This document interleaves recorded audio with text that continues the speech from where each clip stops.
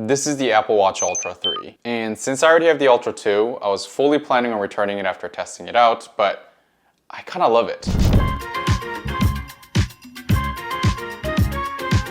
I'll be honest, the Ultra 3 wasn't really on my radar when it was announced. There weren't any major visible upgrades, and I already had the Ultra 2, which I've been wearing every day. Ultra 3 has a slightly better display, a few extra hours of battery life, faster charging, and satellite connectivity that I'll probably never use anyway. But weirdly, I haven't been looking forward to going back to my Ultra 2. It's kind of annoying because on paper, there's no real reason to upgrade, but here I am, wanting to keep the Ultra 3. And one of the more surprising upgrades was the display.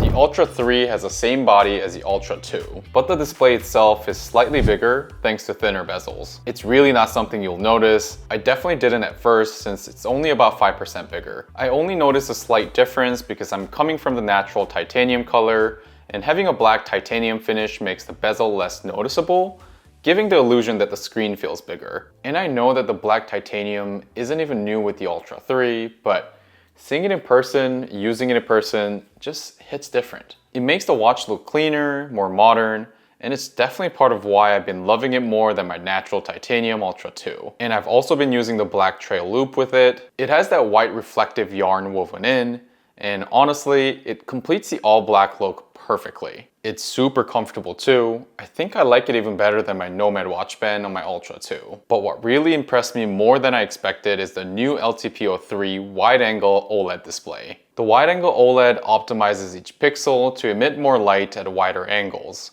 meaning the screen isn't technically brighter on paper, still at 3000 nits, but I noticed that it feels brighter, cleaner, and easier to read from various viewing angles.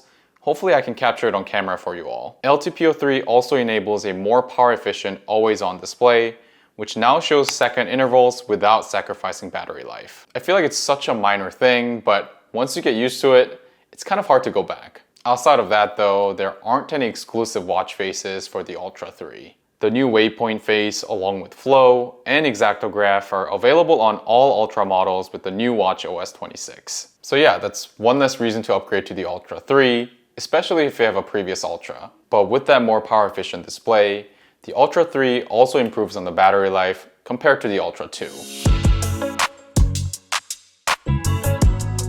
I never really had an issue with the battery life on the Ultra 2, but according to Apple, the Ultra 3 can last about 6 hours longer.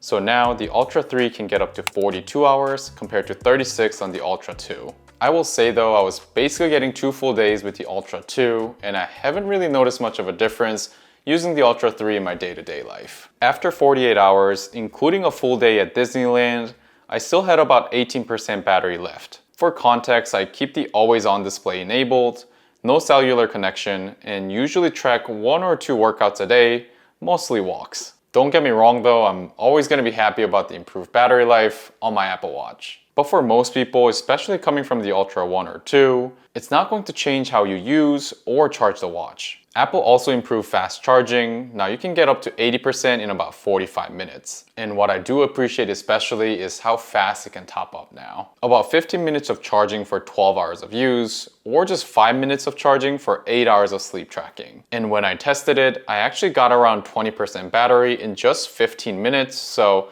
that 12-hour claim definitely checks out. I usually charge my watch while I'm showering before bed for about 20 minutes, so this is perfect. Those are basically all the major upgrades, and here are some minor ones. The Ultra 3 has Apple's new S10 chip compared to the S9 on the Ultra 2. It's supposed to make the watch run smoother and help with on-device Siri. I personally didn't notice any difference using Siri. I mean, it's still not that useful, mostly good for setting timers or just reminders. It also now has satellite connectivity, which is a pretty cool addition, especially for people who wear the watch while hiking outdoors. It also supports 5G now instead of just LTE, which sounds like a useful upgrade, but I've never had a separate data plan for my watch, and I don't plan on getting one anytime soon, so it doesn't really apply to me. What's actually pretty funny though, after I upgraded to the Ultra 3, I asked my girlfriend how this looks compared to my Ultra 2, and she didn't even notice that I got a new watch. I'm telling that story because 1, people don't really care about what you're wearing, and 2, It's really a minor upgrade coming from the Ultra 2.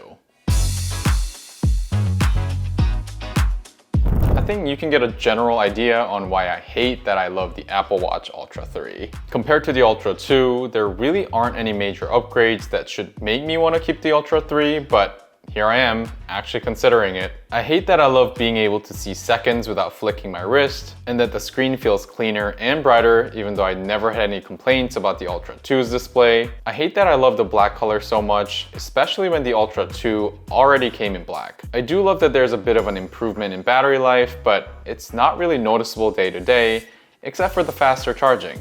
That's pretty nice. I mean, if reviewing tech wasn't my job, I probably wouldn't have considered the Ultra 3 at all. And I think every Apple Watch series has gotten to a point where most consumers shouldn't even consider upgrading every year. Instead, Apple releases new models every year, so there's always a best possible option, whether you're upgrading from an older model or buying your first one. I'll most likely be keeping the Ultra 3 and selling off the Ultra 2 to set off some cost there, but I'd love to know, would you upgrade to the Ultra 3? Let me know in the comments below. And that's all I have for today. Thank you so much for watching, and I'll catch you in my next video. Bye now.